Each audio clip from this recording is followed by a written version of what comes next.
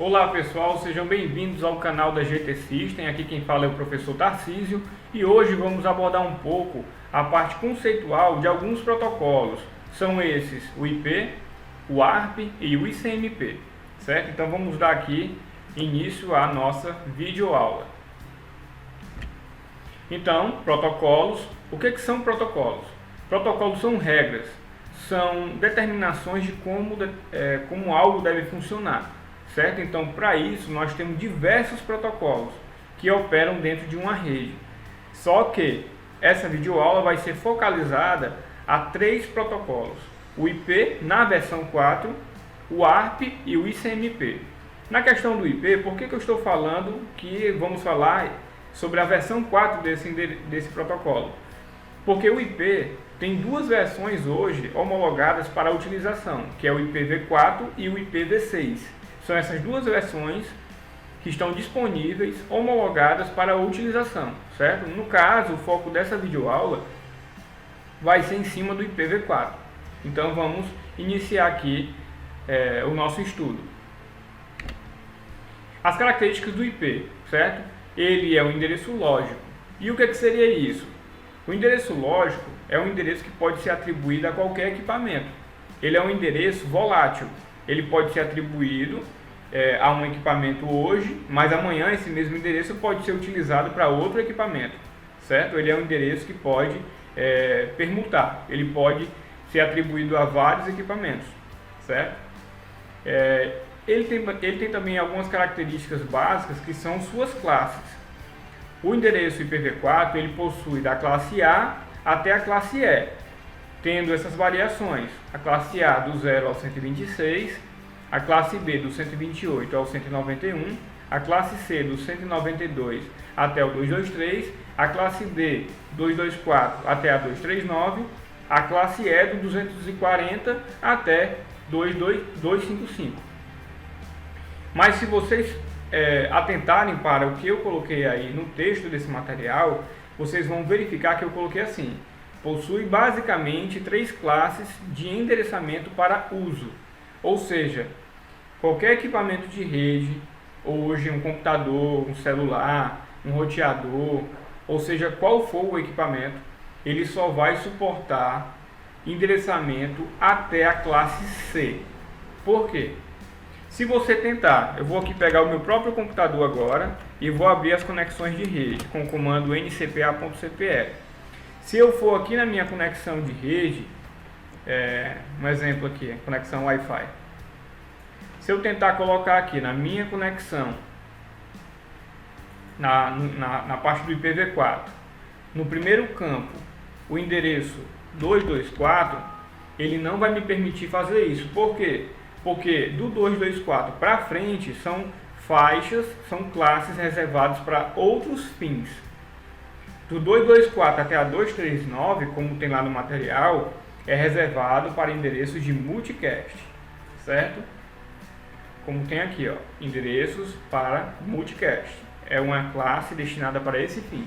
E da classe E, que é de 240 até o 255, são endereços reservados para estudos futuros, certo? Quem reservou essa classe para esse fim foi o IETF, que seria um órgão normatizador, certo? Que quem quiser pesquisar, basta colocar na internet IETF, que vocês vão entender do que se trata esse órgão, certo? Então, voltando aqui para a questão das classes, eu coloquei que só pode utilizar da classe A até a C. Vocês já entenderam isso. Vocês também entenderam a questão dos intervalos, do 0 a 126, 128 a 191, 191, 192 até 223, certo?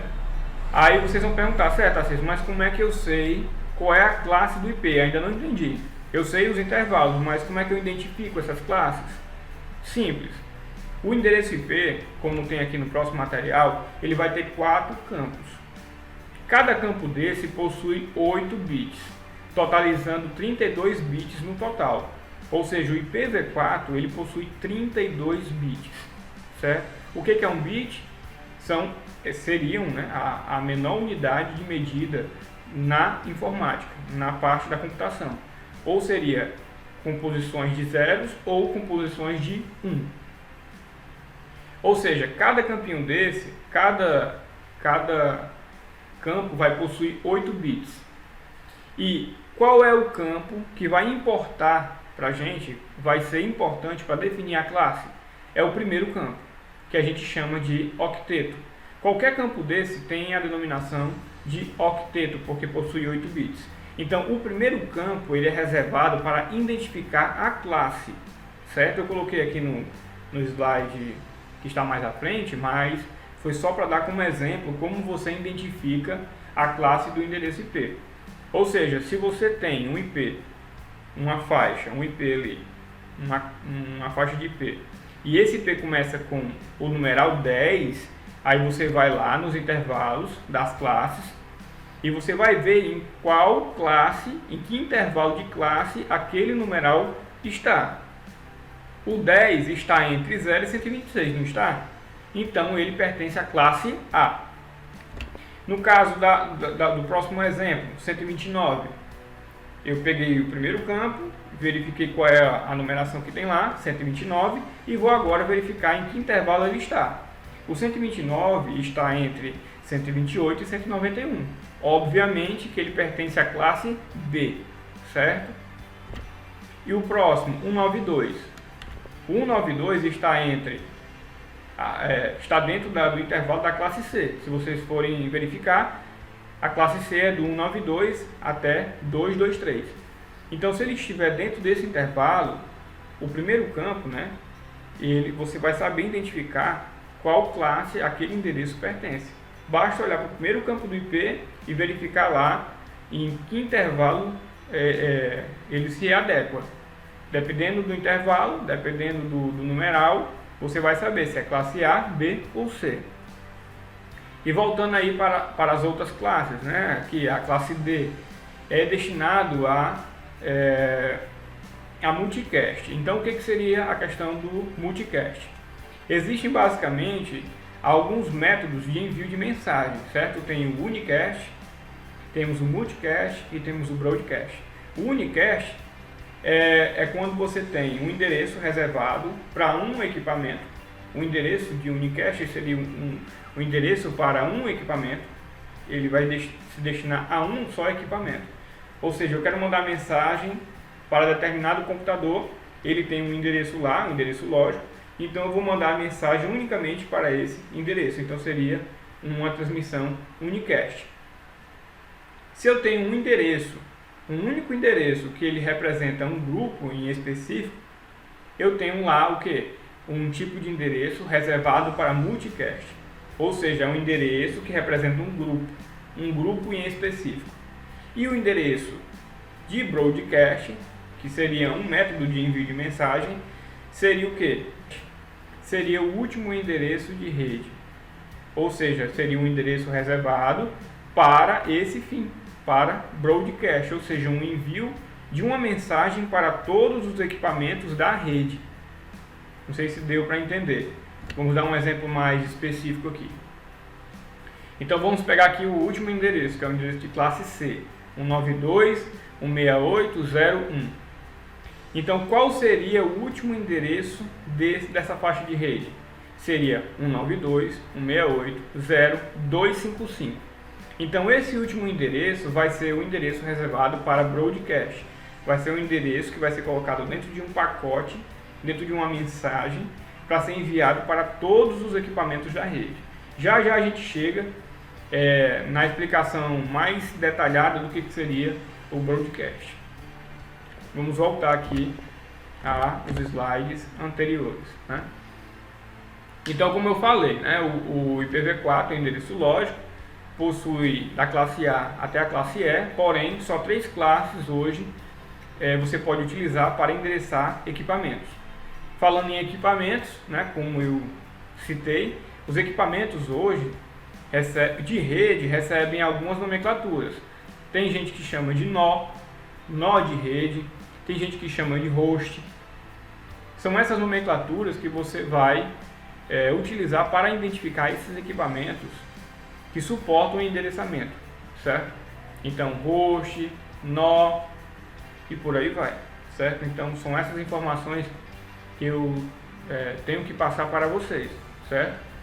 O endereço IP como um todo, todos os 4 campos somados possuem 32 bits no total.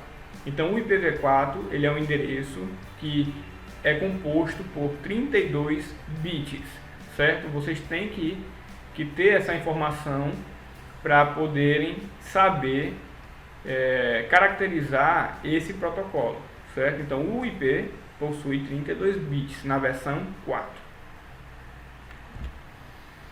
Como eu falei, né? 32 bits nesse próximo slide, são 4 campos. Cada campo desse é formado por 8 bits. E cada campo, como possui 8 bits, também é identificado como octeto. Tecnicamente a gente chama de octeto por esse motivo, né? Por possuir 8 bits. Então, dei aqui um exemplo, né, de endereçamento de classe A, que seria o 10.0.0.1, seria um exemplo de endereço de classe A. Temos aí a máscara desse endereço, que seria a máscara 255.0.0.0. Na classe B temos o IP 129.0.0.1. Máscara padrão dessa classe 255.255.0.0. Classe C temos aí o IP 192.168.0.1.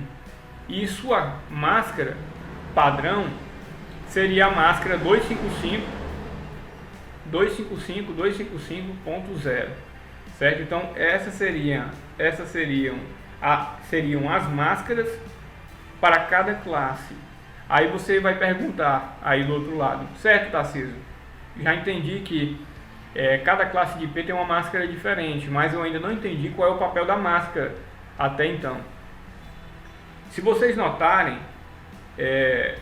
como é que a máscara está composta, 255.0.0.0, no modo básico, certo? Na explicação mais simplista, você vai entender que a máscara ela vai determinar o que está sendo utilizado, quais são os campos que estão sendo utilizados para identificar a rede e quais são os campos que vão servir para identificar os endereços de hosts. Endereços de host são alternados, ou seja, cada campinho desse aí vai funcionar como um relógio. O último campo lá vai alternar do 1 até o 254, que são endereços que vão servir para identificação de hosts, certo? Então, quando ele fechar o 255 lá no final, ele incrementa 1 no terceiro campo. E assim vai. Incrementou 1, vai contar novamente 1, 2, 3, 4 até o 254. Chegou no 255, ele incrementa o numeral 2 no terceiro campo. E assim ele vai fazendo até que todos os campos cheguem até 10.255.255.255. Quando ele chegar nessa finalização, esse último endereço que foi formulado, que é o último endereço de rede, ele é reservado para broadcast, é o último endereço da rede. Então gravem isso, o último endereço de rede é o endereço reservado para broadcast, independente da classe. O último endereço daquela classe vai ser para broadcast. Então, continuando. Então, quem identifica a minha rede, qual campo vai identificar a minha rede na classe A? Somente o primeiro campo. Como assim? Não entendi. Vamos lá. Eu tenho aqui um exemplo. Temos aqui 2 computadores, né? Aqui no caso eu coloquei endereço de classe C. Temos aí o primeiro notebook que recebeu o endereço 92.168.0.1 e tem a máscara padrão dessa classe, que é 255.255.255.0. E temos um segundo notebook que está lá também com 192.168.0 e o último campo está alternado. O primeiro recebeu a identificação 1 e o segundo notebook recebeu a identificação 2. E a mesma máscara, 255.255.255.0. O que isso significa? A máscara está dizendo para mim quais são os campos que vão ser destinados à identificação da rede. Ou seja, onde tiver esse numeral 255, no modo básico, viu pessoal? Existem outras questões, né, que também a gente pode tratar, questões mais avançadas em próximas videoaulas. Mas basicamente é isso. Então, onde tiver 255 na máscara, esses campos estão reservados para a identificação da rede. E onde tiver o numeral 0, esse campo vai ser reservado para a identificação de host, ou seja, ele vai alternar. Novamente, se eu tenho ali o IP 192.168.0, eu estou dizendo, através da minha máscara, a minha máscara está me dizendo que esses 3 primeiros campos, esses 3 primeiros octetos, serão destinados à identificação da minha rede. Ou seja, todos os equipamentos da minha rede, se eu estiver utilizando classe C, vão utilizar essa mesma identificação, 192.168.0, todos. Só o que vai alternar é o último campo, na classe C. Ou seja, o primeiro computador vai pegar 192.168.0.1, o segundo computador vai pegar 192.168.0.2, o terceiro computador 192.168.0.3 e assim vai. Então a máscara vai determinar o que vai ser representação para a rede, o que vai ser a identificação da rede e o que vai ser a identificação de host, dos equipamentos que eu vou atribuir o endereço lógico, certo? Então essa seria a explicação mais básica. E na classe B, Tarcísio?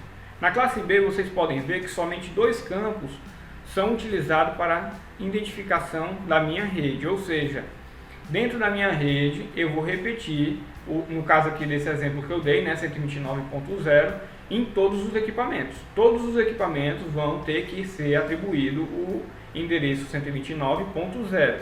E o restante dos campos, dos outros 2 campos, eles alternam. Eles alternam do 1 até o 254, se você quiser fazer identificação de host, certo? Então, você vai alternando, chegou no 255, incrementa 1 no segundo campo. Chegou ao 255, incrementa 2. E assim vai.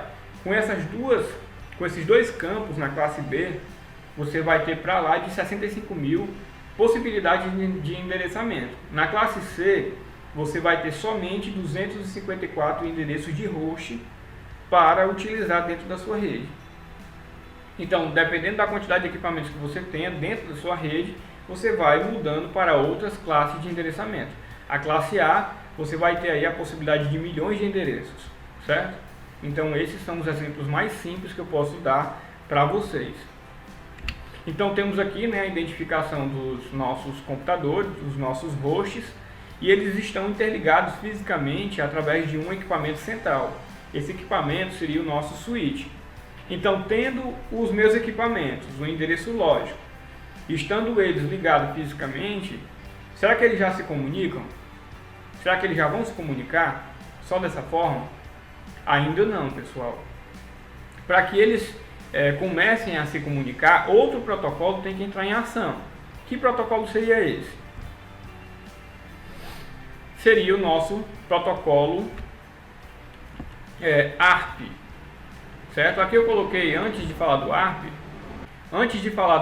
pessoal, eu coloquei aqui alguns exemplos de uma placa de rede, que seria o dispositivo físico, né? Seria o hardware, que tem a capacidade de receber o endereçamento lógico, certo? Essa placa de rede também possui outro endereço. Antes de falar do ARP, que seria um protocolo de resolução de endereços, vamos falar agora do MAC.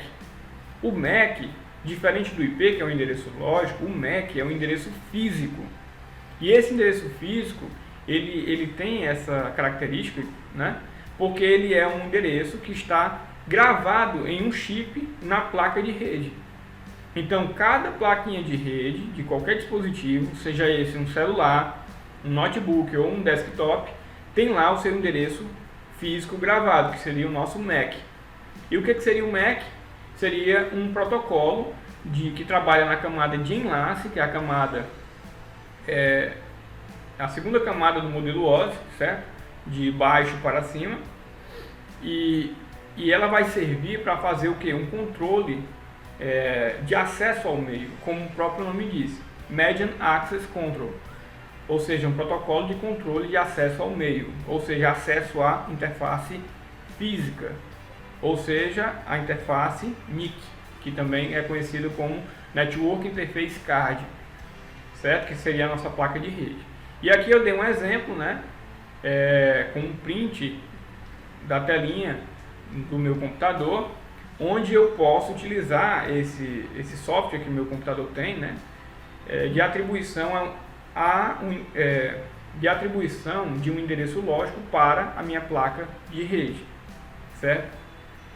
Então, voltando, para que eu tenha os computadores se comunicando, eu preciso ter o endereçamento lógico e o endereçamento físico.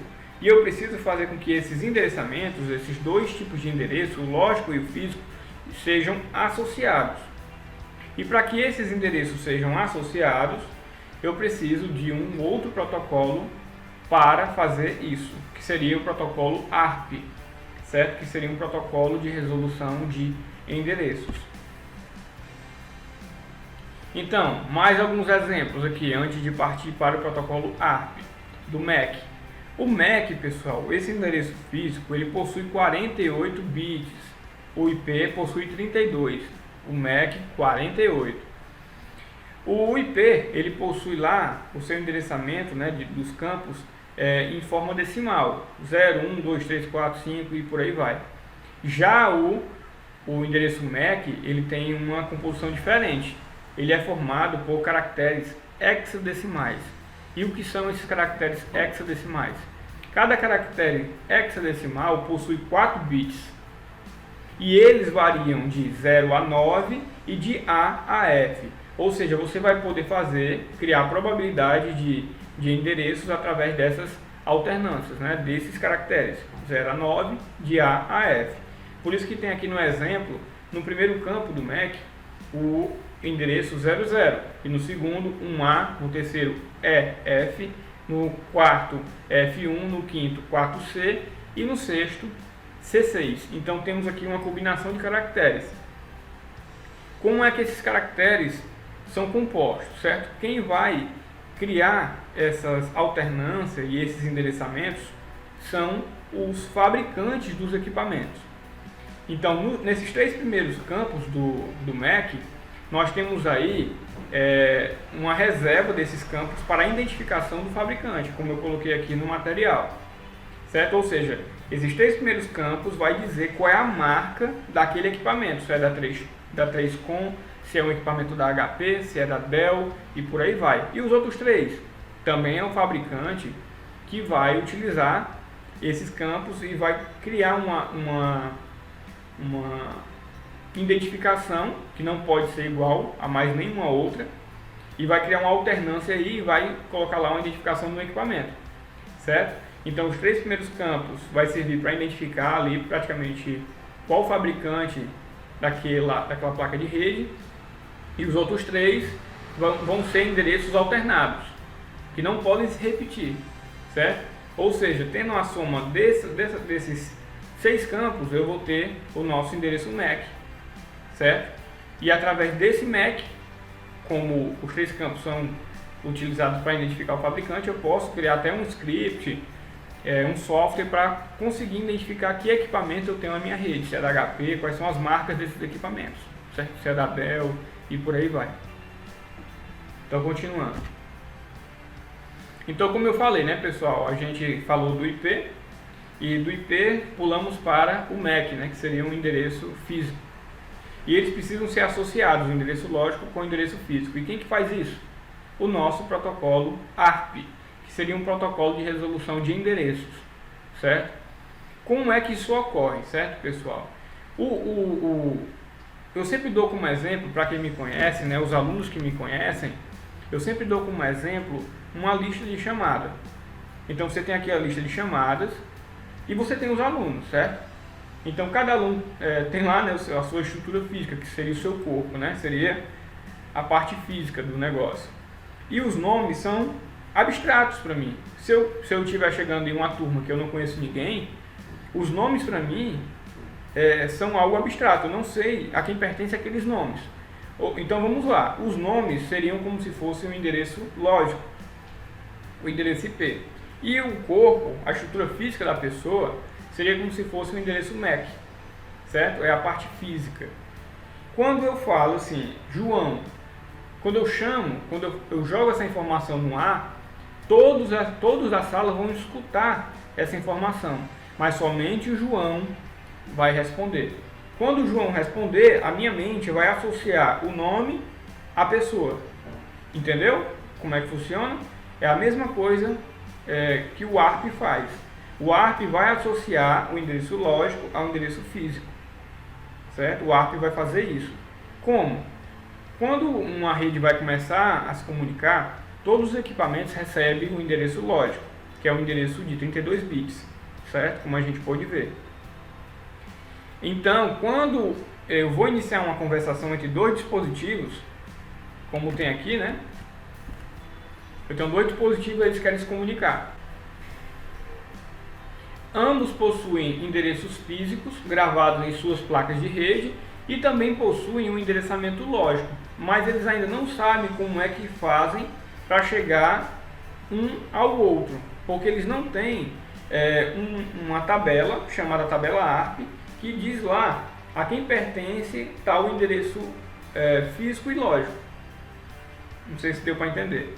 Ou seja, vamos lá, se o computador que está aqui acima, o 926801, quiser se comunicar com o computador que está abaixo, como é que ele vai fazer? Ele vai mandar uma mensagem, dentro desse pacote de mensagem vai ter lá o endereço de destino, vai ter também o endereço de quem está requisitando essa informação, quem está solicitando essa comunicação, vai ter também o endereço físico de quem está solicitando essa informação, vai ter o endereço do destino, né, que é o endereço lógico do equipamento, ele vai ter essa informação com ele, mas não vai ter o endereço MAC do destino. Não vai ter, porque ele não sabe quem é fisicamente.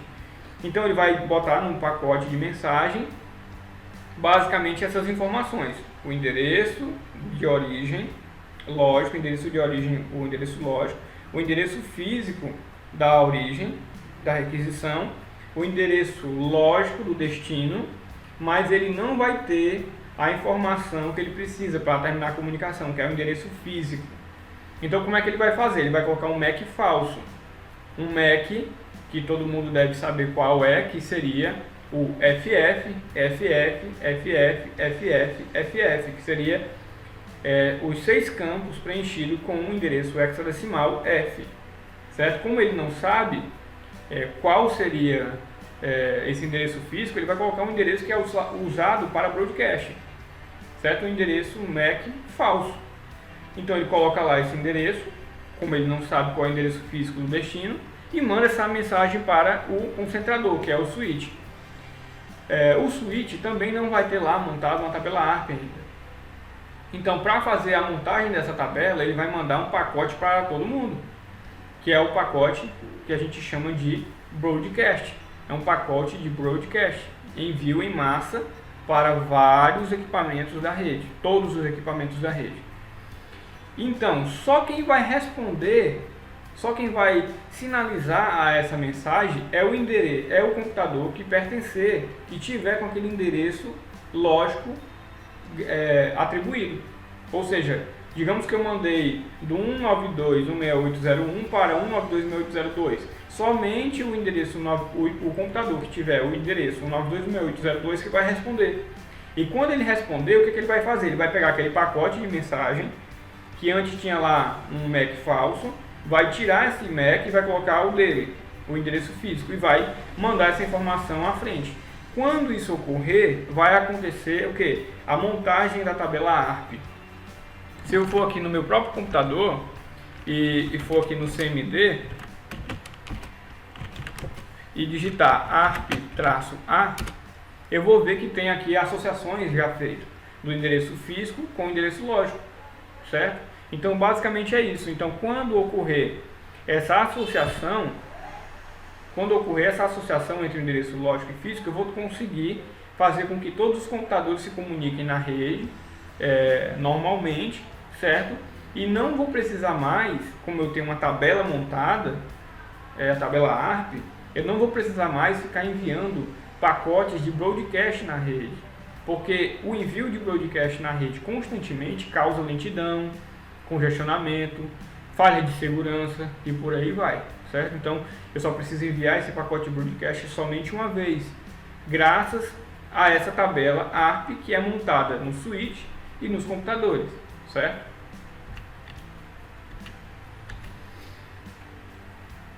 Tá aqui algumas definições, certo, sobre o protocolo ARP, quem quiser dar uma lida depois para ficar mais fácil o entendimento. E temos aqui, né, como ocorre essa comunicação que eu acabei de falar, né? Ou seja, temos aqui um pacote que tem lá um cabeçalho do protocolo ARP, e dentro desse protocolo vai ter lá uma pergunta, who has, ou seja, quem é determinado endereço. Foi justamente o que eu falei, eu tenho um endereço lógico de destino, aonde eu quero chegar, mas não tenho um endereço físico. Então ele faz a pergunta, quem é esse endereço? Ou seja, ele está querendo saber quem é o endereço físico, através do lógico. Então ele manda esse pacote à frente, who has, que é uma pergunta, quem é 200.241.16.8? Quem é? E manda esse pacote para toda a rede, ou seja, vai mandar em larga escala, através de um pacote broadcast. Mas somente o 200.241.16.8 que vai responder. Quando ele responder, ele vai botar sou eu, e nessa resposta ele vai fazer o que eu falei, vai tirar o endereço MAC FF e vai colocar o endereço físico dele que está gravado na sua placa de rede.